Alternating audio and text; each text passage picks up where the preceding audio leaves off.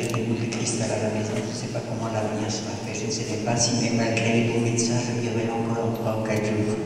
Bon, mais blague à part.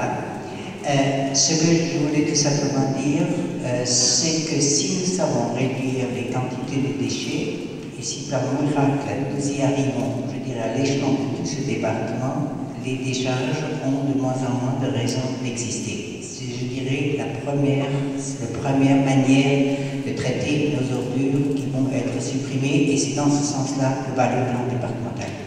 Je peux aussi vous dire qu'il y a d'autres structures qui sont en train de se mettre en place. On essaye d'améliorer le tri, parce que quand il y a des choses qui arrivent sous forme de déchets industriels, il y a parfois, on a réussi à ressortir de cela que 40% de tonnage.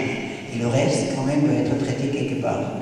Maintenant, on a trouvé des technicités qui sont en train de se mettre en place, qui nous permettent d'arriver à des tonnages, des pourcentages de tri qui peuvent être de 60%. Donc, automatiquement, ce sont toujours des 10 000 tonnes, peut-être que vous pouvez gagner d'un côté, mais vous les gagnez sur beaucoup d'espace. J'ai parlé auparavant des plastiques agricoles, mais les plastiques agricoles, c'est 300 tonnes de l'année. On a peut-être réussi dans une première phase à récupérer 100 tonnes, mais les 100 tonnes sont toujours 100 tonnes de moins.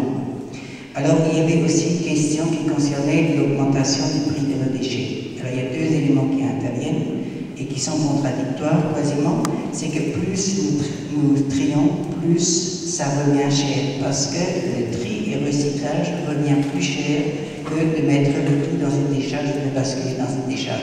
C'est la solution la plus simple. C'est pourquoi les industriels, qui pour rester rentables, ont tout intérêt à faire du tonnage et, je dirais, réduire les quantités ne les intéresse pas autant que ça. Mais je voudrais aussi vous donner quelques chiffres, c'est simple. La déchetterie, vous allez les voir en facture, c'est 12 € en plus, nous avons fait des calculs par habitant et par an. D'ailleurs, je ne sais pas si c'était fait ici, mais nous, au niveau de notre commune, nous avons consulté les gens, nous leur avons demandé est-ce que vous êtes prêts à payer ça en plus. C'est quand même pas négligeable pour une famille de 5 personnes, c'est 60 €, c'est 400 francs quoi, de l'année, alors que les salaires n'augmentent pas. Et ce qui nous a réjoui quand même, il y a plus de 75% des gens qui ont dit qu'on est prêts à payer plus pour réduire nos déchets. Par contre, nous avons un grand problème qui est les conséquences du Grenelle de l'environnement, où des décisions ont été prises et qui étaient, je dirais, pour partie positive, mais ne l'étaient pas totalement. Et il a été décidé de mettre ce qu'on appelle en place la TGAP, la taxe générale pour les activités polluantes. Ça veut dire qu'à terme, par tonne de déchets qui vont à la décharge, on va payer une taxe d'à peu près, dans les premiers temps, 20 € tonne, et dans un deuxième temps, je pense 30. Alors ça ne me dérange pas votre mesure, ça permettrait de réduire les tonnages en décharge. Par contre, ce qui nous scandalise, c'est que l'État garde cet argent au lieu de le donner, notamment au département, pour que nous puissions améliorer et mettre rapidement le système de recyclage en place. Et dans ce sens, d'ailleurs nous avons une réunion ce matin concernant ces problématiques, dans ce sens nous avons décidé de faire une lettre, chacun dans son secteur en direction de son député, dans le Haut-Rhin tout autant que dans les Bas-Rhin, parce que le plan départemental pour le mener ensemble, par Haut-Rhin, c'est la région Alsace, et on essaie de travailler aussi avec la Lorraine proche. Et au passage, je voudrais aussi vous dire que beaucoup d'élus de Haut-Rhin sont solidaires de nous et étaient d'ailleurs aussi présents aux manifestations, je voudrais le relever quand même.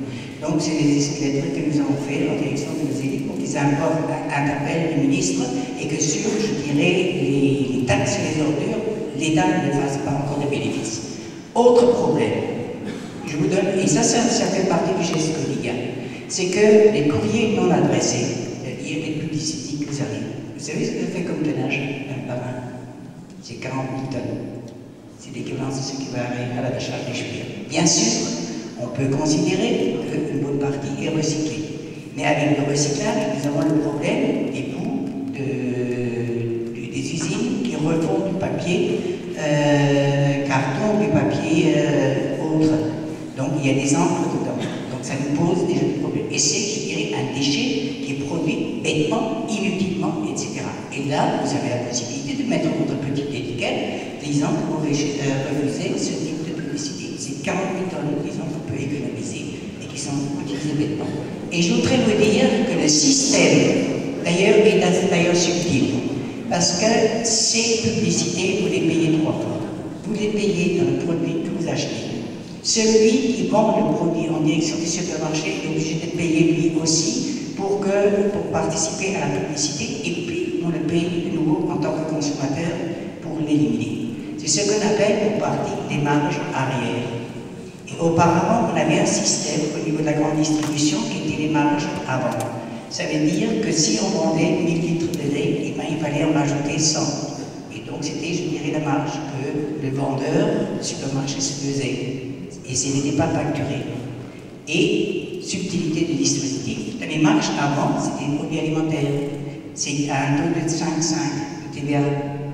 Alors que les marges arrière, là, il faut que vous contribuez, je dirais, aux frais de vente, aux frais d'étalage, aux frais de publicité, etc. Et là, c'est du 19,6. Et vous savez ce que ça représente dans le budget national au niveau de Bercy?